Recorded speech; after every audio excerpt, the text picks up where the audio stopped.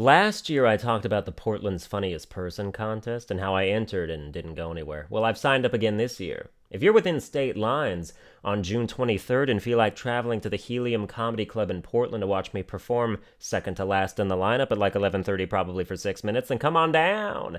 Yesterday I tried going to an open mic there to workshop some of my material, but the signups are lotterized and for like the 6th time in a row I didn't get on. But that just means it'll be their fault when I walk up there for a contest with untested leukemia and cyberbullying jokes. My stream of consciousness about leukemia inspired me to write like 8 more jokes about it and condense them into a story about my sick little 8-year-old nephew who dreams of going to an archaeology museum to find the cure. Can you get a marrow transplant from dinosaur bones? Does it matter?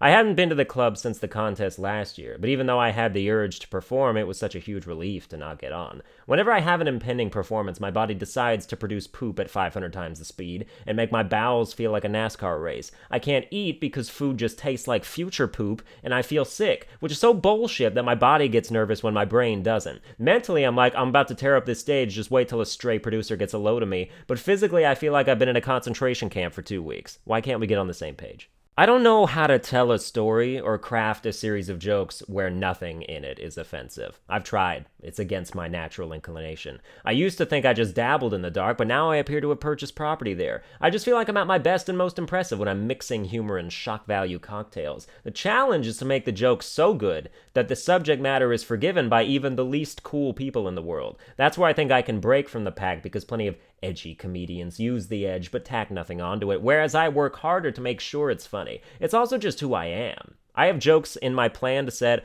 about being willing to press a button to kill random children for $5 each and access to another button. Would it be so hard for me to write a joke about children where they don't have leukemia or suicidal tendencies? I've found that yes, it fucking is, because I hate kids. The title of this document, where I type all my stream of consciousness scripts, is named Kids, because my first one was about them and I didn't know what my series was going to become yet. I don't know how to change it in this program because there's no save as option, so every time I look at it in my document folder, I get kinda mad that my body of work is being associated with the concept of children. When I think about 12-year-old suicides as a result of bullying, there is a two-pronged attack on my emotions. The first feeling is anger, because how does a privileged white kid have the audacity to end his life because he can't handle people being mean online when child soldiers in war-torn countries are being conscripted into rebellions after their villages are ransacked and burned, and are very much handling that shit alive? The second feeling is joy, because a worthless kid is dead. I am so past the point of shame or regret when it comes to things I say, so please don't bother getting upset at me.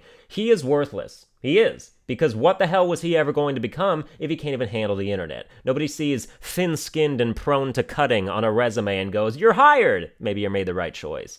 The script has been in the oven for a while since I started it, but yesterday I watched Bo Burnham's Make Happy special on Netflix, and you need to see that shit. Whenever I watch one of his specials, it makes me want to quit comedy, because I feel like nothing I do needs to exist when this is already here. Make Happy, in particular, is such a deep, mirrored look behind the curtain into the thought processes and planned intricacies that make up a comedy performance that it's almost surreal, like you've been given these special audience member glasses that can gaze beneath the facade of the performance and unearth the hidden mechanisms that power it. There's no questioning its masterpiece. A bunch of you have compared me to him in the past, and when I used to do piano comedy songs on one of my old channels, I especially got those comparisons. And I don't disagree with them. I feel like we're two different versions of the same original person. He's very self-deprecating and humble and critical of his own ascension into the spotlight, while I'm arrogant, self-fulfilling, and critical of my lack of ascension into the spotlight. If he's an angel on your shoulder, I'm the devil. We have differing opinions on most things from what I've seen in interviews. He hates how he got famous, whereas I would kill to go the exact same route. He sort of rejects his fame and following, where I would embrace the shit out of it. I think the parallels and perpendiculars of our views and dispositions are interesting, and I especially find it so awesome that we can have such opposing views on things,